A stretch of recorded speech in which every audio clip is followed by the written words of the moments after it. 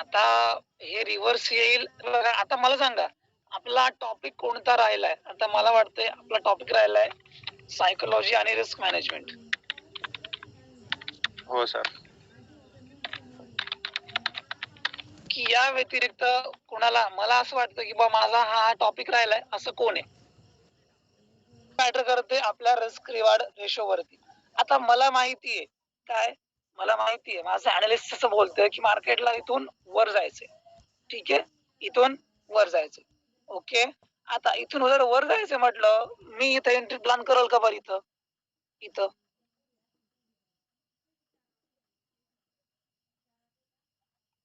हा नाही मी करू शकत इथं सर एंट्री प्लॅन का नाही घेणार बरं?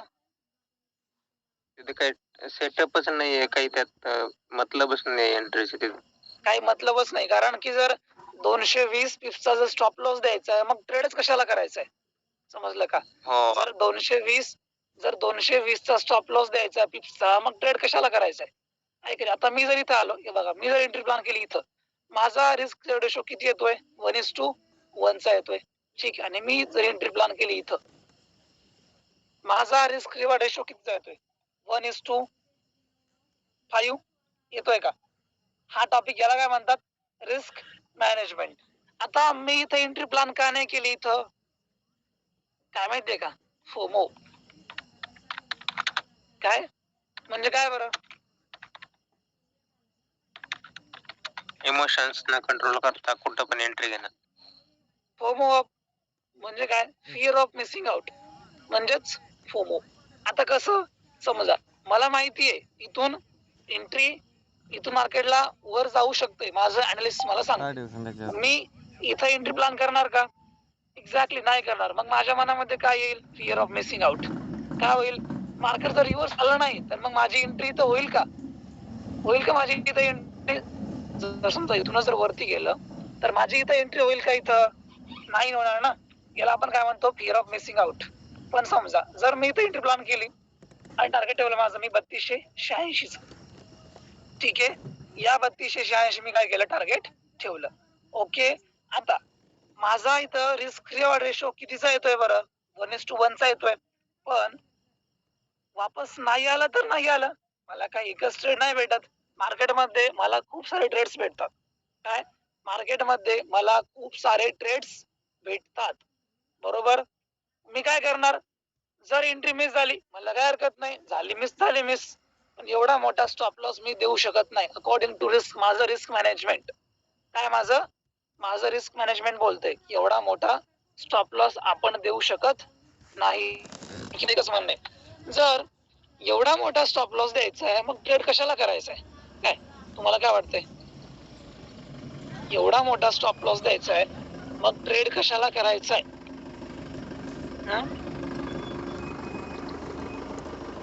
समजतंय का? हो. आता मी जर समजा एंट्री इथे प्लॅन केली या लेवलला तरी पण मला 1:3 भेटतंय. जर समजा मी जर या लेवलला एंट्री प्लॅन केली तर मी 1:5 घेऊ शकतो. समजा आता दिवसामध्ये मी प्रॉफिट केलेलं आहे, मग मी इथे रिस्क घेईल का इथं?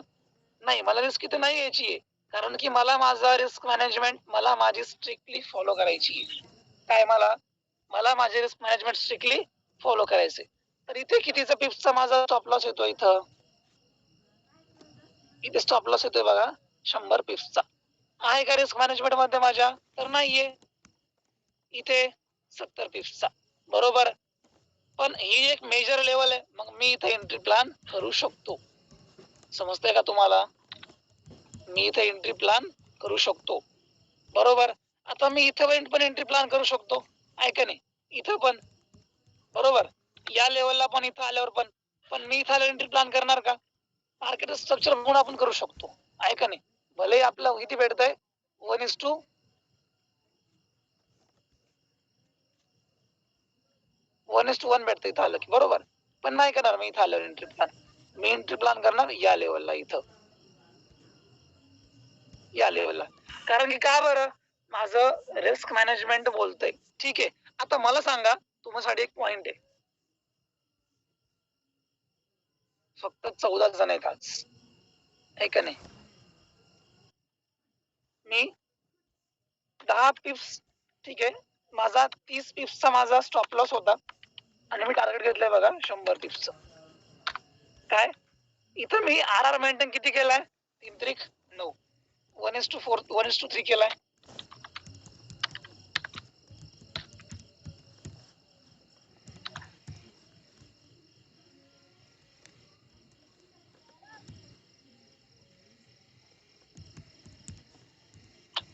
ठीक आहे, आता मी दुसरा ट्रेड केला.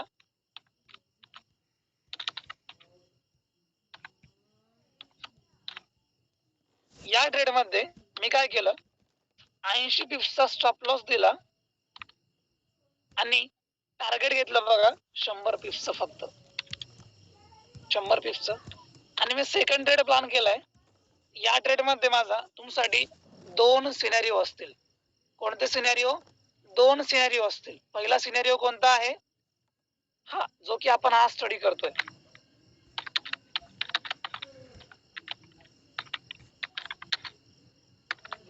फर्स्ट सिनेरिओ, ठीक आहे.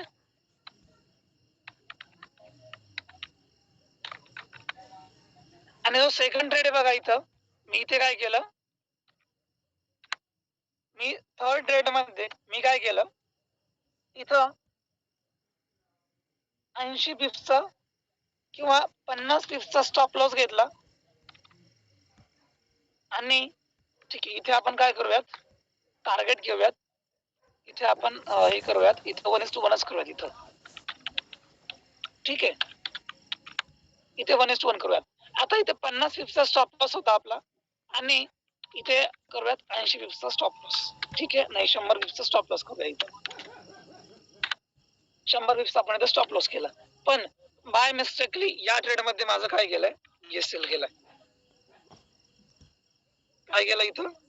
एसएल गेलाय. काय गेलं इथं? आता इथं मी RR किती मेंटेन केलाय?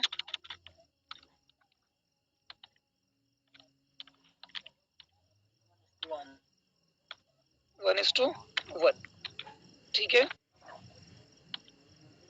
इथे आपण RR मेंटेन केलंय 1:1 चा, बरोबर. आता नेक्स्ट तुम्ही बघा, थर्ड रेड मध्ये आपण मायनस 100 पिप्स आपण काय केलंय,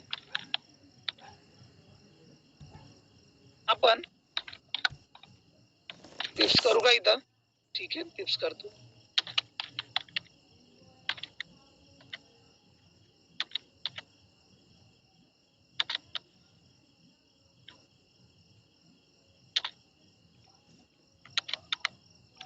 ओके,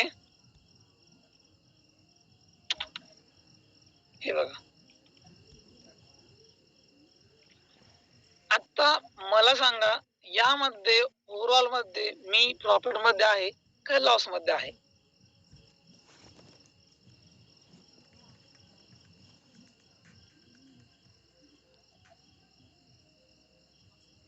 ऐंशी पिप्स प्रॉफिट मध्ये आहेत. 80 पिप्स 80 पिप्स प्रॉफिट मध्ये आहेत, पण मी ट्रेड किती प्लॅन केलेत?